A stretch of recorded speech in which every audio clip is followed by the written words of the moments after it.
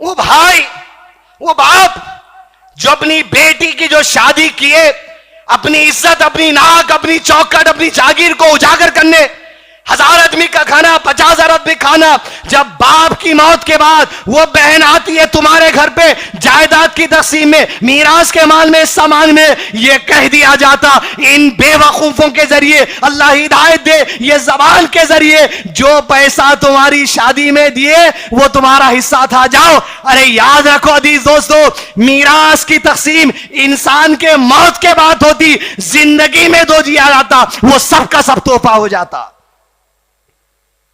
कितने भाई यहां बैठे होंगे या इस वीडियो में देख रहे होंगे, जिस दोस्तों तुम्हारी बहनों का हक याद कर दो, ये कबायर में से मामलात के और मुनाफिकत का दूसरा दर्जा है।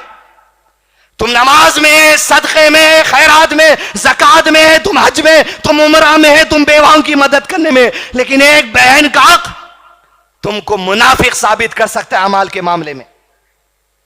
अजीज दोस्तों, बहन तो दूर की बात है, जानवर का हक है तो जानवर अल्लाह के दरबार में सवाल करेगा। मुस्नद अहमद की हदीस कैफ़ा मालूम किताब में पेज नंबर 527 और 28 में शेख मुनज्जिद दर्ज करते हैं इस वाक़े को कि अल्लाह के नबी सल्लल्लाहु अलैहि वसल्लम के दौर में एक चरवाहा अपने बकरियों का रेवड़ चढ़ाते हुए घास चरा रहा था, जंगल में चरा रहा था। उसी जंगल में एक भेड़िया आया और बकरियों के उस रेवड़ में से एक बकरी पे हमला किया और तेज भागा। जैसे तेज भागा, उसके पीछे उसका वो रेवड़ चलाने वाला चरवाहा भी भागा, वो शेपर्ड भागा। जैसे भागा, बड़ा तेजी से भागकर उस जानवर को कस लिया जो बकरी मुंह में पकड़ ली और अपनी बकरी को जानवर से छुड़ा लेता है। जानवर के लिए तो खाना हलाल है, आप किसी की बकरी नहीं चुरा सकते, उन्हें खा ले सकता, उसके लिए नहीं है। जैसे ही बकरी को छीना, ये मोजेज़ात, ये अल्लाह के नबी सल्लल्लाहु अलैहि वसल्लम का दौर, जहां तमीमदारी दज्जाल से बात कर आए थे, और ये चरवाहा कहता है जैसे मैंने बकरी को छूना, वो भेड़िया अपनी दुम के बल जमीन पर बैठ गया और मुझसे मेरी जबान में बात करने लगा, ऐ अल्लाह के बंदे, अल्लाह से डर, जो रिस्क अल्लाह ने मुझे दिया था तू कैसे छीन सकता है, कैसे मेरा छीन सकता है। परेशान हुआ वो चरवाहा चराने वाला, कहा कितने ताज्जुब की बात है कि आज एक जानवर मेरी जबान में मुझे बात कह रहा है। तो भेड़िया कहता है, अरे इससे ताज्जुब हो रहा है जब तुझको मैं तुझसे अपना हक मांग रहा हूं जो अल्लाह ने मुझे दिया था। याद रखो अजीज दोस्तों, बहन, अल्लाह के दरबार में जब गिरेबान पकड़ेगी, जवाब देना पड़ेगा तुमको। मामलात में कबायर है, मुनाफिकत का दूसरा दर्जा है। भेड़िए ने कहा, अरे हक मांग रहा हूं तो ताज्जुब हो रहा है, अरे इससे बड़े ताज्जुब की बात तुझे कहना चाहता हूं। कहा क्या है बता। जाम मदीने में एक रसूल मौजूद है, मोहम्मद जिनका नाम है सल्लल्लाहु अलैहि वसल्लम, वो पहले की जमानों का डिस्कस हमारे सामने करते, पहले की जमाने की बातें बयान करते।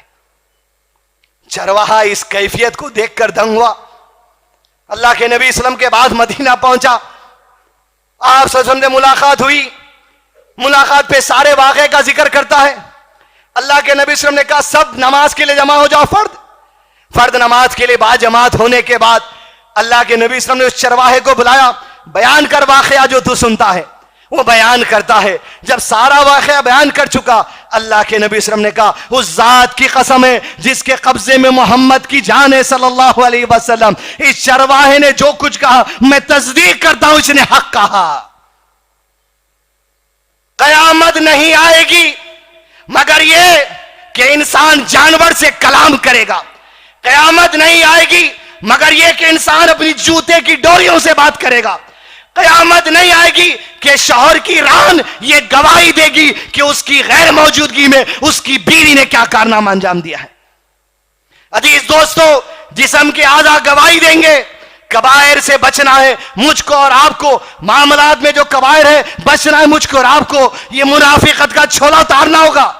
मैं नहीं कहता या मैं मुनाफिक हूं या आप, लेकिन हर एक को अपने मामलात का जायजा लेना है।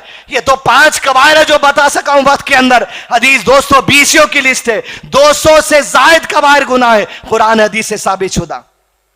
जरूरत इस बात की है मैं मुनाफिकत से बचूं, आप मुनाफिकत से बचें, अपने आप को भी मुनाफिक ना कहें, दूसरों को मुनाफिक कहने से डरे। वसल्लल्लाहु अला नबीना मुहम्मद व अला आलिहि व अस्हाबिहि व सल्लम तस्लीमन कसीरा।